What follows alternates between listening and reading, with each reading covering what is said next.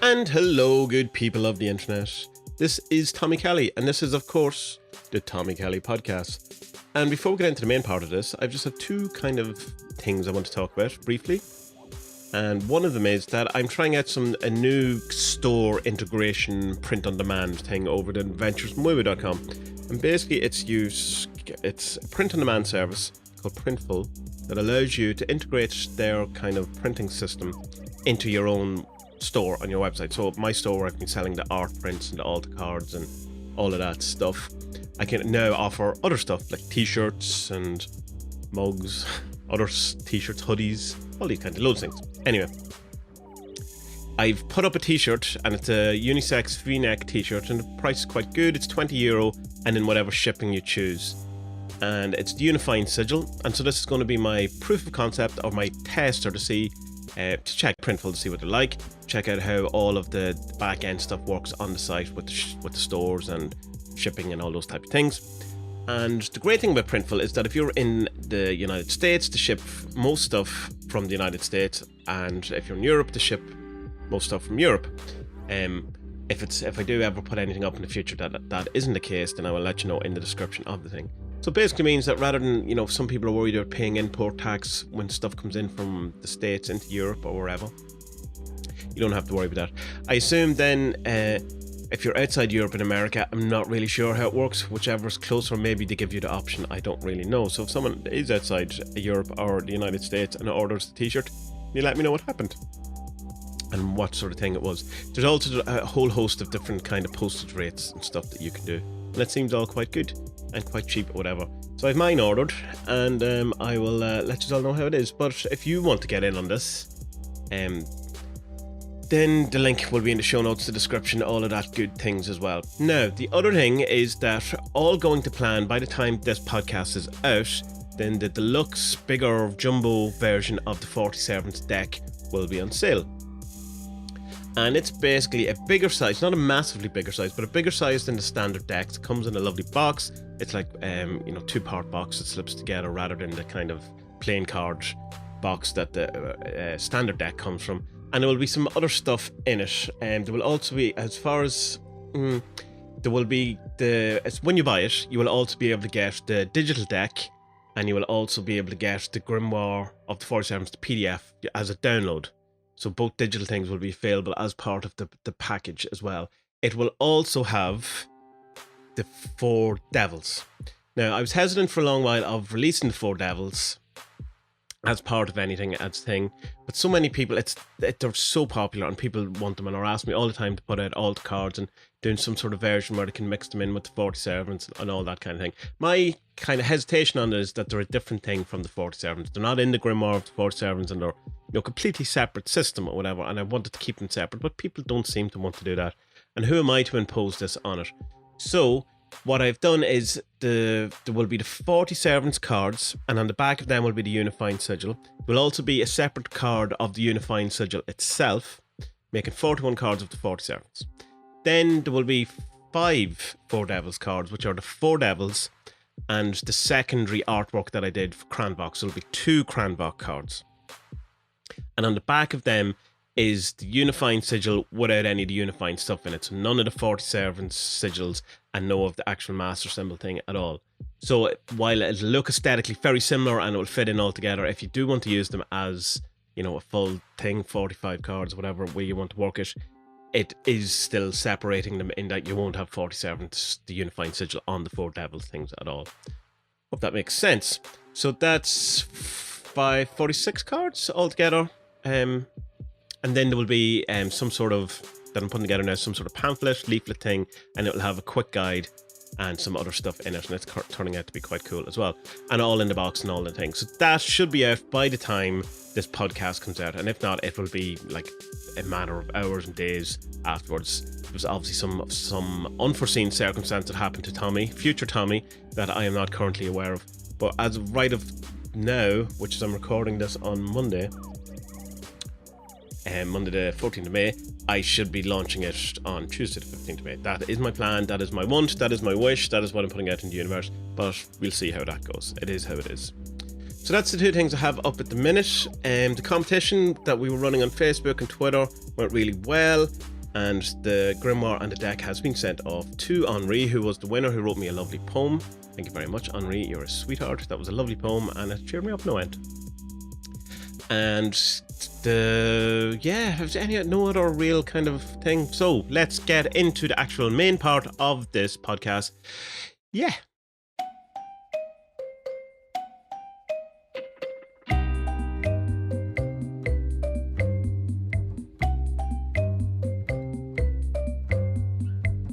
So some of you mightn't be aware that myself and my wife are currently pregnant. Well, she's pregnant, obviously. Although sometimes when I look at myself in the mirror these days, I go, I certainly look a bit pregnant, I have to be honest. But I am working on it, so that's besides the point.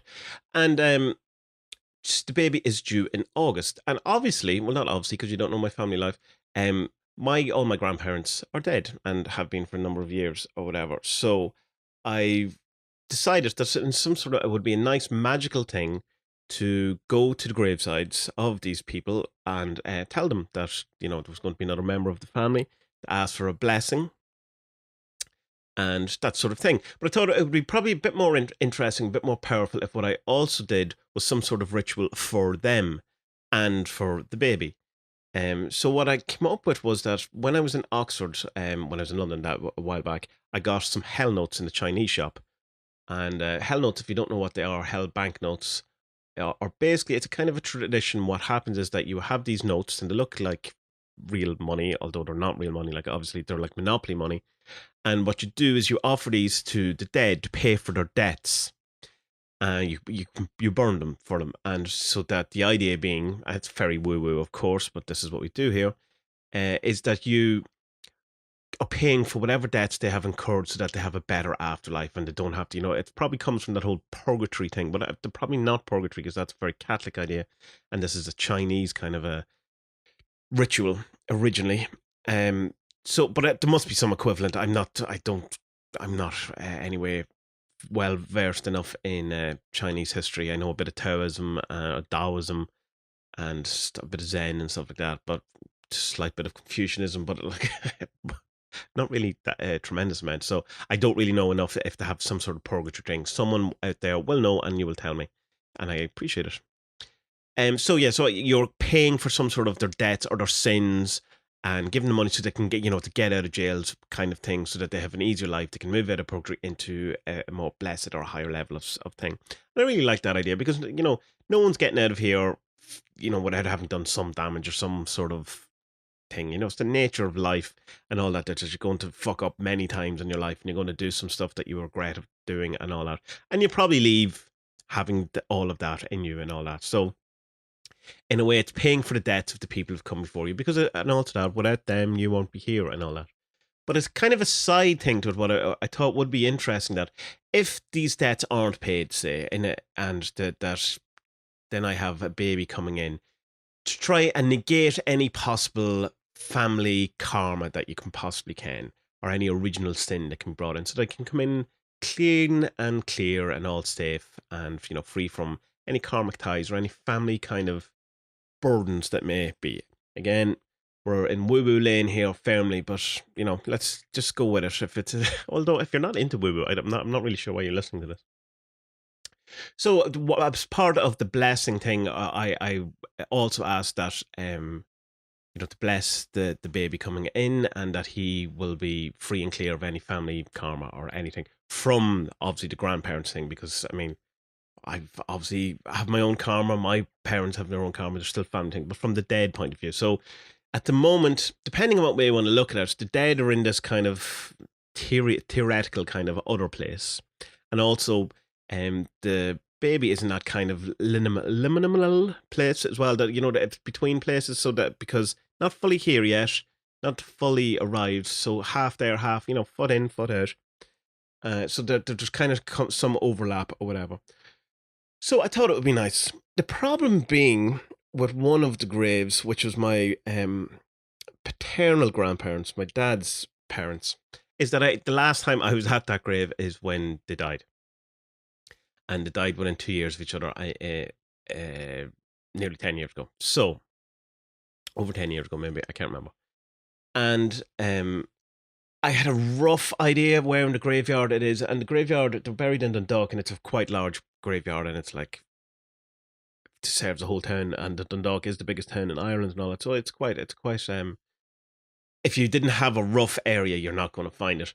But we went out and we went through, and I was kind of, when it got to the area kind of where I thought it was, I started, not feeling confident about it at all.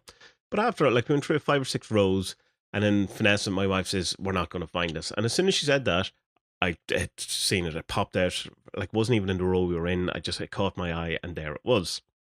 So happy days. We went over, and the grave was very well kept.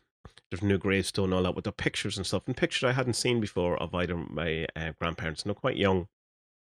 And I was thinking that it's odd that the people I knew how they looked is not how they looked or how they would associate it themselves as looking like. Because when I think, like, you would obviously, when you get older or whatever, will look back at your head, and that's how you kind of feel you look.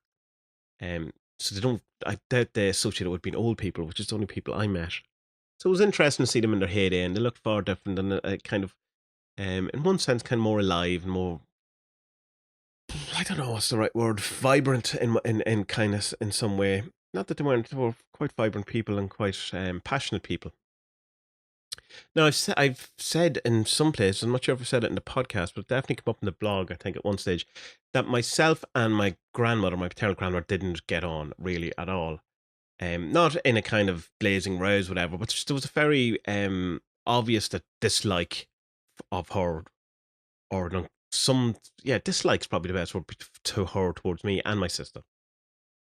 But I will just speak for me, and it's just kind of, it was kind of always kind of snide remarks, a bit of slag, and kind of just, you didn't feel welcome, didn't feel part, didn't feel loved at all by her or whatever. Now my grandfather, who is, the family name is Tommy, who's my dad's name is Tommy, and his dad's name is Tommy, and his dad's name is Tommy, and his dad's name is Tommy, going back until the dinosaurs. Um, yeah, it's definitely more closeness in him, towards him. And when he got sick towards the end of his life, and I've spent one night a week and minding him, if you want, was basically meant I sat and watched telly with him, or I sat and watched telly in the other room while he was asleep, or whatever. Wasn't really any sort of minding. He was quite capable, but I'm never really close in the way a lot of people talk about how close they were to their grandparents and all that. And I really wasn't close to them as well. There was no rows, no, uh, there wasn't any blazing kind of hatred or any of those things. But it was kind of awkward and weird, and I was very aware that she didn't like, particularly from my grandmother, didn't like us. And but one time I said it to her, and I just kind of, we were out for whatever, some sort of family outing or whatever. I think around Christmas, and everyone was drinking because we were in the pub or whatever. But I was obviously too young to be drinking. I was probably, I don't know, early teenage or whatever. But I said it to her and all that kind of thing, and she didn't deny it at all. And I just says, "I just want to let you know that I'm aware of that and all that thing, and we're fine and all. That's the way life is, and kind of all that." So I had my moment of saying it to her, that I was aware of how she treated us and all that, and she definitely, she didn't say sorry, she didn't say it, and she just kind of nodded, and accept, there was an acceptance there or whatever.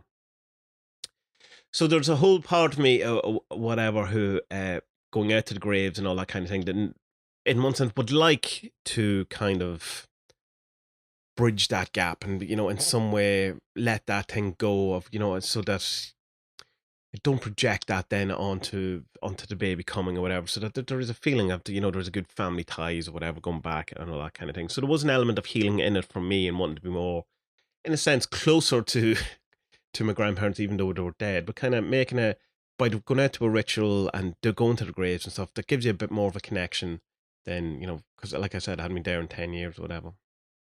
So we lit some incense, we said some words. I used the dead servant from the 47s as the go-between, emissary, is that the right word?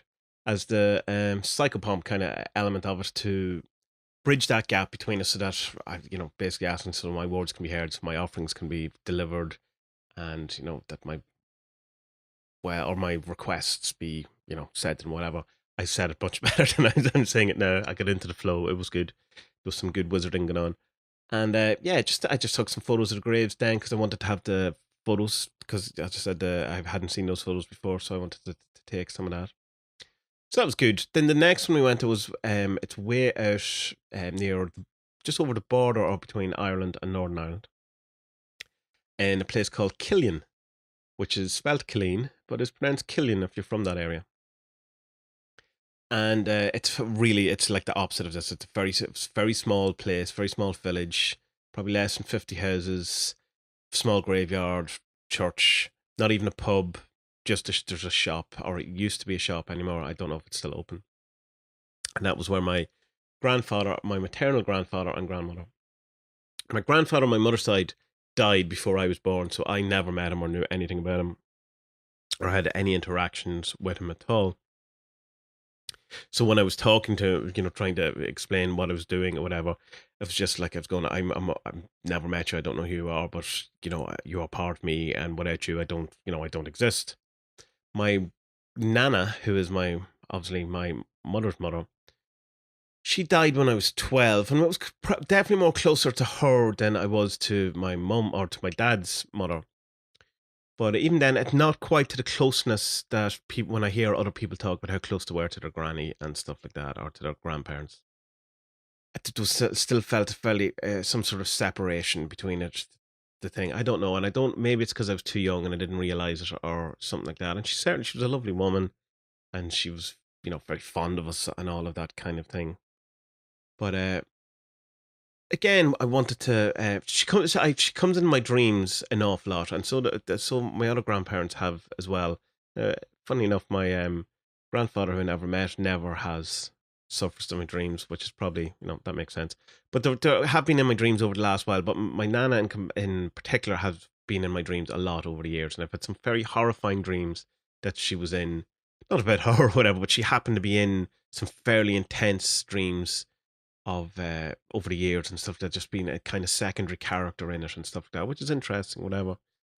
So again, lit the incense, did my wizardy stuff, did my words, said my thing. Yeah, that's the thing. The hell money, when we were trying to burn it at the graveside or whatever, I wouldn't burn at all at my paternal grandparents, and it burnt really easily at my maternal grandparents thing, whatever. But we decided was we'd only burn some, and then burn the rest and we go home in a more kind of controlled area, rather than trying to burn a load of thing at a graveside.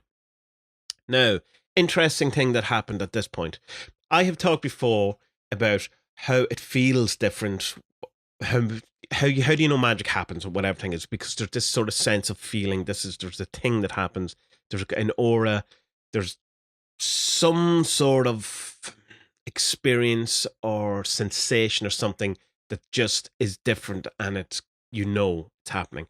And this happened when I was at the grave, at my nana's grave. And what happened was, there was a guy came across, and he was super friendly, just walking through the graveyard with two dogs, and he just started talking to us as if we'd known him, our entire lives. Super friendly. He goes, "Oh, look at the state of my dog," and one of the dogs had been covered in, water. They're obviously been going through the fields or whatever. And he's going, "Oh, look at the state of him. He's not going to like this. I'm going to bring him round and wash him. I have to wash him." And so obviously I assume there's a tap somewhere at the back of the church, unless he was washing him in holy water. I don't know exactly what the thing is. But that's kind of interesting. That's kind of weird. There seems something weird to it. And then he came back, and again, he kept talking to us. Again, super friendly and familiar. And I didn't know him at all, whatever. And he started going, "Oh, my dog. The problem here is that my dog loves to sit." I'm sorry about that background noise. I'll turn off these. He says, "My dog loves to sit in stagnant water. And he loves to just sit there, and he feels great about himself, and he won't go anywhere, just sitting there. And he has to be washed. He has to be cleansed. He has to, but I don't have any soap, but, I just put him under the water, under holy water." He didn't say the holy water, but whatever. Under the water, and wash him away and try to clean him off.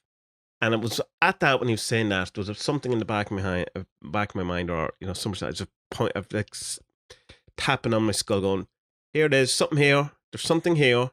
Acknowledge this, be aware of this, there's something here for you."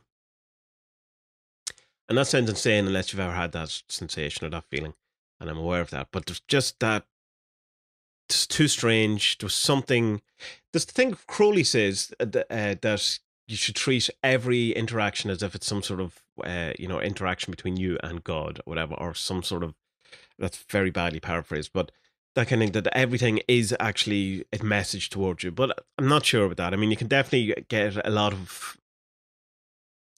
experience. You can get something out of acting as if that is true and it's worth doing for like a period of time, whatever. And it does seem to have an impact. But this is one of those cases where this felt like, yeah, mainlining from the other side. The woo woo was strong here. The kind of the sensation of the world changed, and there was a definite sense of pay attention to this. So in that moment, I kind of went back just to what I was doing at the grave, finishing lighting the incense or the notes or whatever it was I was doing at that point, or talking away. And we were driving away towards the next graveyards, which would have been Vanessa's grandparents, two grandparents. They were both in the same graveyard.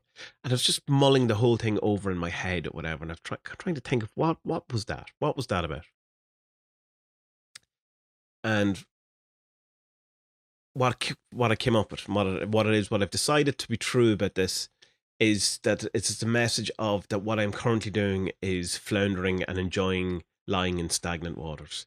That I need to cleanse and clear and work on banishment and clearing things out and getting new energy in to remove this enjoyment of staying stagnant and in a rut, in a sense.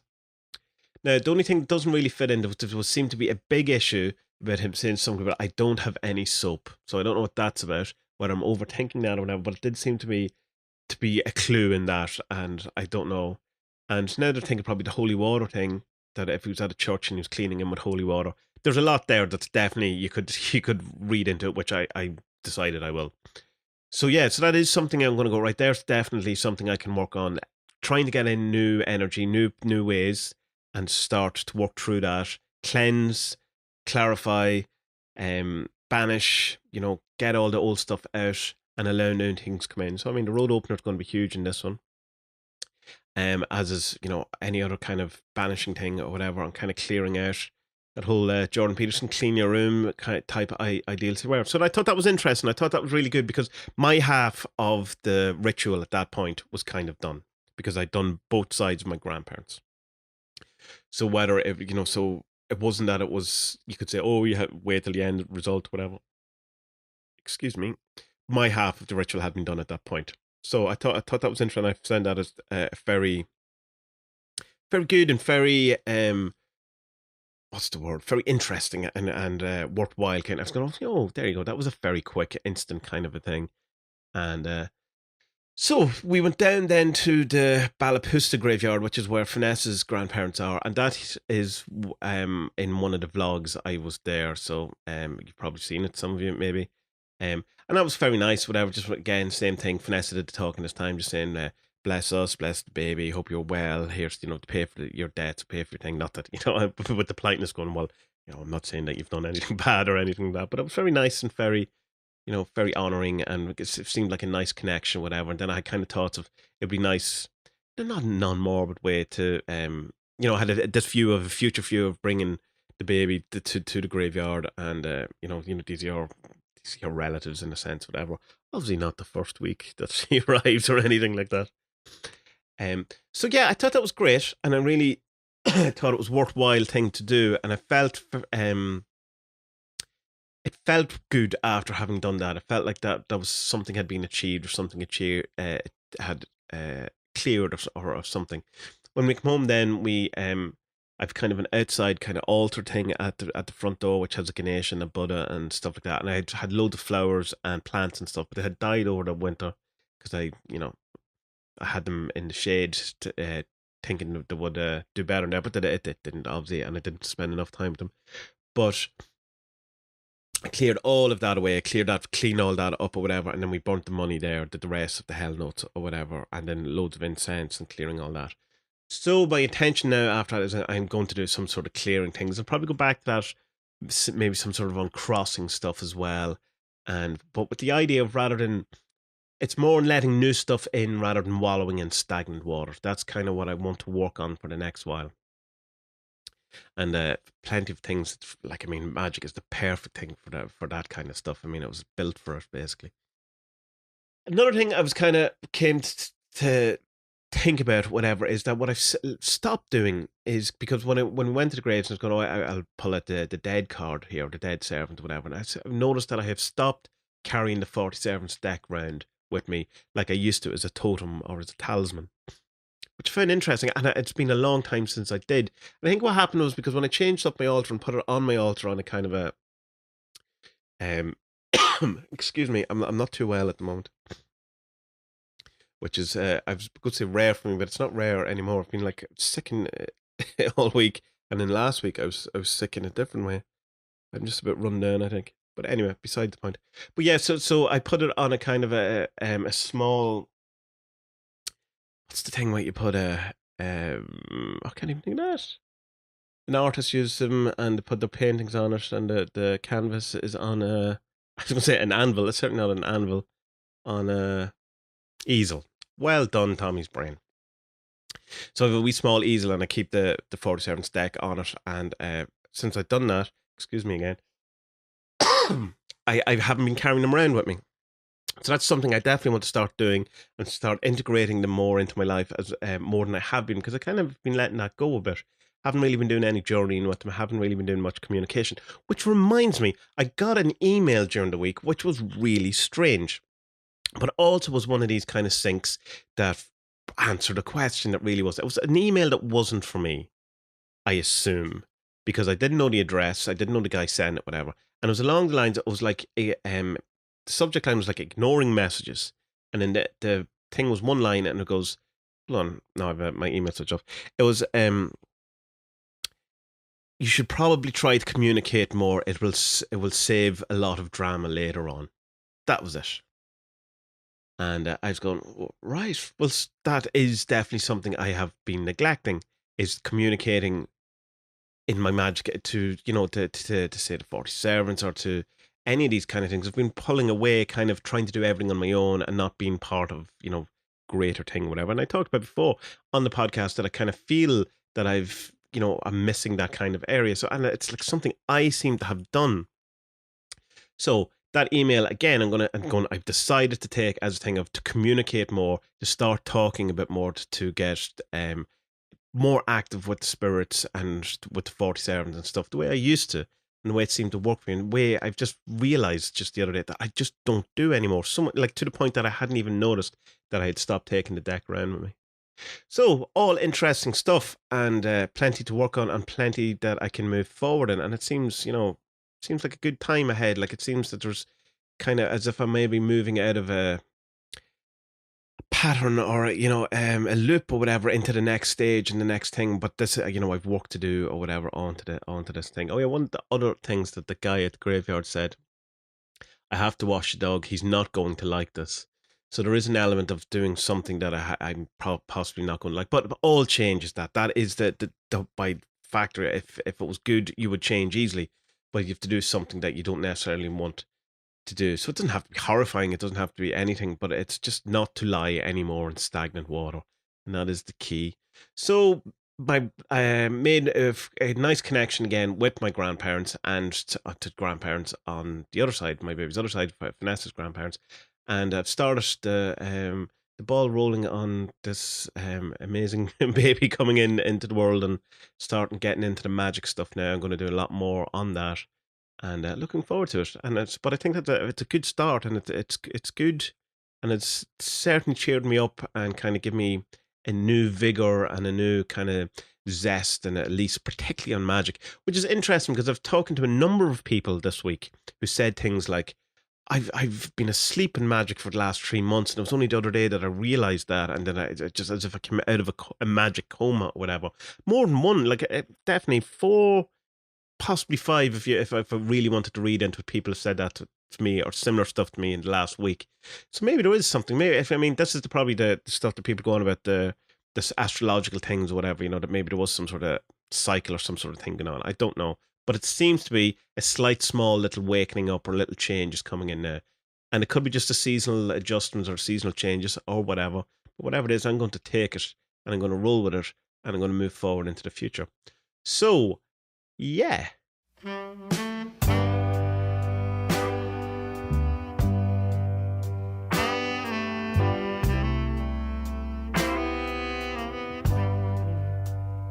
So that was the Tommy Kelly podcast. And if you would like to hear more of these, then all you have to do is go to tommykellypodcast.com and you will find them all there. And that's Tommie. Kelly is Kelly. And I'm going to assume you know how to spell podcast. But if not, you can Google how to spell it or look it up in the dictionary. Is podcast in the dictionary? It probably is, maybe. I don't know. If you'd like to know more about me in general, or actually Magick in general, then you can go to adventuresinwoowoo.com, and there you can find the Magick Primer, which has a number of parts, and some of them are, the first one is an introduction to Magick, and there's loads of links on how to, to books and videos and web pages and all that. Will teach you all about Magick and will get you started on your journey if you're new to Magick. Then there's stuff on sigils, servitors, and the one I'm working on at the minute, which should be out at some stage soon, is on journeying. If you want to know more about the 40 servants, then apart from them all being on the Adventures in Woo-Woo, you can go to 40servants.com or the40servants.com, whichever is easier for you, and you will find all of the stuff there that you will need to work them without spending a penny at all. Whatever you can, I appreciate people who buy the stuff. It really helps me continue in this kind of work. But at the same time, I like having the option that people can work with this stuff for free or whatever. And so there's the gift deck there. There's decks you can work with. All the information on each of the cards and the servants are on the website. Everything is there for you to enjoy. As I said, there's a t-shirt out at the moment. Links will be in the description. Also, hopefully that the new deluxe box version of the 40 Servants will be available as you hear this. There's also a YouTube channel that you can check out. That's you'll find that from adventuresmovie.com as well, or just search Tommy Kelly on YouTube and you should find me. I'm on Twitter, which is @TommyKelly. I'm on Facebook @TommyKellyArtist. I'm on Instagram @TommyKelly. 500px is @TommyKelly. Flickr is @TommyKelly.